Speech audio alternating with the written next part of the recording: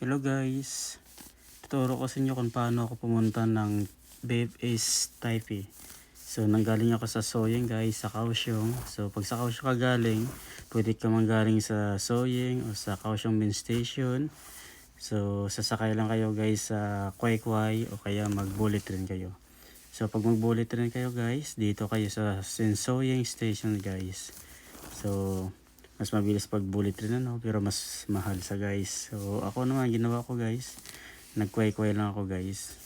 So mas naglaan ako ng mas mahabang oras guys para makapagtipid sa sa pamasahe na din So ito guys, sasakay kayo ng kway-kway o kaya bullet train. So ako naman guys, kway-kway, diba? So dumiretso ako guys sa Sinsoying papuntang main station ng Taipei guys. So doon sa main station ng Taipei guys, hanapin natin doon yung red line. So doon sa red line na yan guys, doon ang daan natin guys papuntang BFS guys, sa red line na yan guys. So ituturo ko sa inyo guys, simulan natin doon sa Taipei main station kung paano pumunta ng BFS guys. Taipei main station, yan. Sabi iwan sa kaya ng bullet train.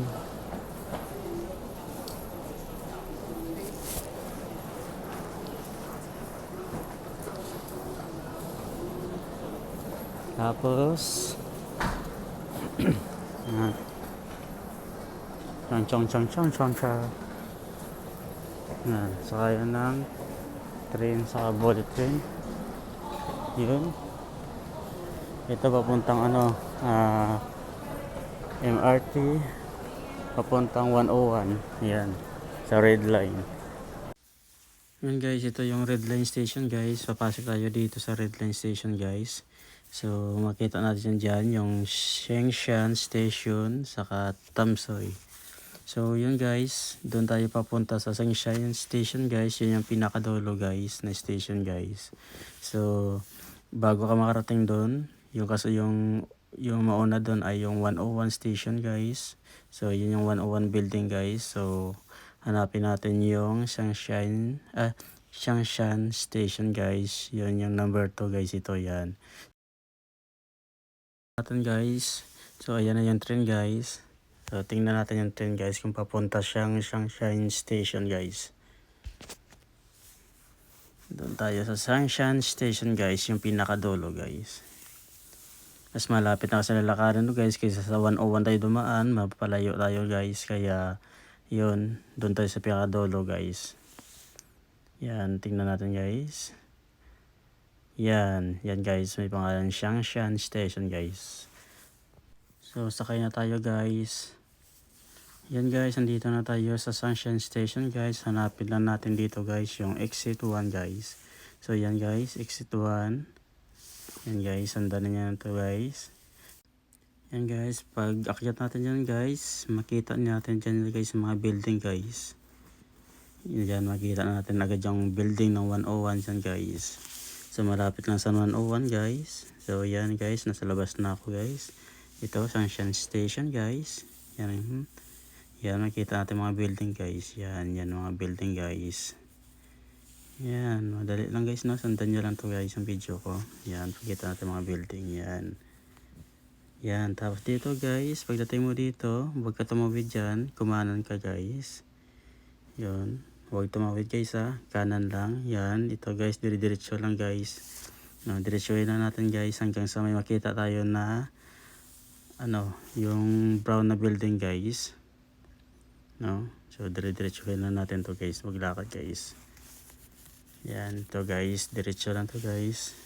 Pwede din kayo gumamit ng guys, ng Google Map guys. Tanong lang kayo kay Kuya Google Map guys. Ilagay niya lang yung address ng BFS na guys. Pero kahit hindi na guys, no, sundan nyo lang yung video natin guys. Lakad lang to guys, diretso lang naman to guys. Mula doon sa train station guys, paglabas natin, lakad ng konti, huwag ka tumawid, kumanan ka guys. Yan, diretso lang to guys. Hanapin natin yung brown na building guys. Dalawa yung magkatabi guys. Yung unang brown na building guys, yun. Doon yun guys, yung BFS. Makikita natin doon. May nakalagay doon na mga appointment. Ganun. Passport request. Yun guys. Doon pagdating mo doon, magbabarcode ka guys para yun doon sa sa appointment natin guys. No? Ayan, pag ginutom ka naman, gusto mo pa tumambay guys, may mahaba pa yung oras mo paghintay yan, pwede kang magtambay sa kabilang building guys. Doon may bilihan guys, meron ding 7-Eleven. Yun, ay napakaganda talaga ng Taiwan guys. Safe na safe tayo dito sa Taiwan guys, no? Yan, kaya gusto ko talaga, I love Taiwan talaga guys.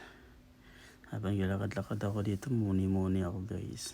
Mamimiss ko talaga yung Taiwan. Yun, lakad-lakad tayo guys. Nakakamiss yung Taiwan guys. So 9 years na rin din ako sa Taiwan guys. So yan guys, kita na natin yung guys, building guys na brown. Yan guys, yung una na building na brown guys. Yan, kunting lakad na lang guys. Yan. So bali tatawid pa tayo yan guys. Tawid tayo dyan. Tapos kunting lakad na lang talaga guys. So bali guys, kailangan dala nyo yung ERC nyo guys, saka nyo guys, yung health card nyo guys. So yung health card nyo guys, para yun sa iiwanan natin dun sa guard guys, ipapalit natin yun dun ng sensor ng guys, elevator guys, para makapunta tayo dun sa 7th floor guys. Kailangan natin ng sensor, so doon natin iiwanan yung health card natin guys, no? Tapos pagbalik na rin natin, babalik natin yung sensor guys, saka yung number guys sa BFS yun. Tapos babalik na rin nila sa atin yung health card natin guys. Yung ERC natin yan guys, requirements talaga natin yan guys. Hanapin yan dun sa guys, sa BFS guys. Kasama ng mga papers natin guys, lahat appointment, lahat ng mga papers guys.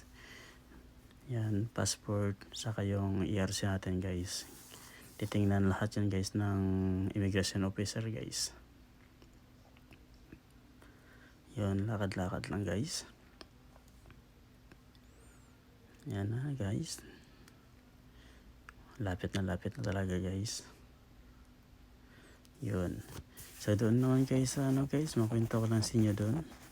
So napakadali lang guys ng mga tanong ng immigration officer guys. Yung pagbigay natin ng atin na mga requirements guys, saka yung ERC natin. Yan, tatanong lang naman nila pangalan mo, saka birthday mo guys, ganun. Kung anong gagawin mo sa guys, Canada guys. Kung magtatrabaho ka, tapos yan, konting mga tanong lang guys. Tapos after nun, hintay ka naman para sa mo guys, second interview mo guys. So yun na yan doon guys, yung pag biometric ka. So kukuha ka ng fingerprints guys. Yan, so make sure na natin guys na malinis yung mga daliri natin guys, walang sugat-sugat, para hindi mahirap kuha na ng guys, ng fingerprints guys. So yan guys, andito na ako guys. Yan, dito na tayo guys. Bali sa akin guys, passport request to guys, papasa ko to. Kaya alam ko na guys kung yung mga interview ng una guys. Sa passport request naman guys, wala lang, papasa lang natin yung natin guys, passport natin guys. Saka yung mga requirements guys na ibinilik sa atin ng ng BFS guys, ibibigay na natin lahat yan guys. So yun ang requirement to guys. Yan, tingnan natin dito guys. Papakita ko sa inyo yung yung barcode. Yan guys, yan, isensor natin yan guys ng camera natin. Magkakaroon yan, makita mo dyan yung barcode guys. So pagka-sensor mo yan guys, maglalagay ka dyan ng reason mo kung ano gagawin mo dito guys, sa building nito guys. Saan ka ba punta ka ng BFS, anong gagawin yun, anong floor, yan guys. So ganun yung reason yan guys, kaya may tayo dyan, may barcode yan, para sa mga visitor yan guys. Yan, dala ko yung health card ko guys, para sigurado. Yan, visa applicant. Yan. So yan guys, akit na tayo guys. Hindi ko na video yung iba guys. So bali na iwanan ko na yung ko doon guys, yung health card ko. Nakuha ko na yung sensor ng guys, ng elevator. Kaya nakasakay na tayo ng elevator guys. Yan guys, nasa 6th floor. Yan, 7th floor tayo guys. Papunta na tayong BFS guys. So ganun lang kadali guys, no? So from Kaohsiung sa Sinsoying, sumakay ako ng Kwai na train guys, papuntang main station ng Taipei guys. Tapos pinanap ko yung red line guys, so papuntang Shangshan station guys, yung pinakadulo ng red line guys. Huwag kayo dun sa Tamsay guys ha, kasi pabalik yun. Yan, gano'n lang guys. Shangshan station guys, tapos exit 1, tapos kanan. Yun guys, dire-diretso yung lakad. Dire-diretso yung lakad guys hanggang sa makita natin yung brown building guys. So yun lang guys, sana makatulong sa inyo guys paano magpunta ng BFS Taipei guys. So good luck sa inyo guys. Thank you for watching guys. Paki-like naman guys, saka subscribe. Thank you.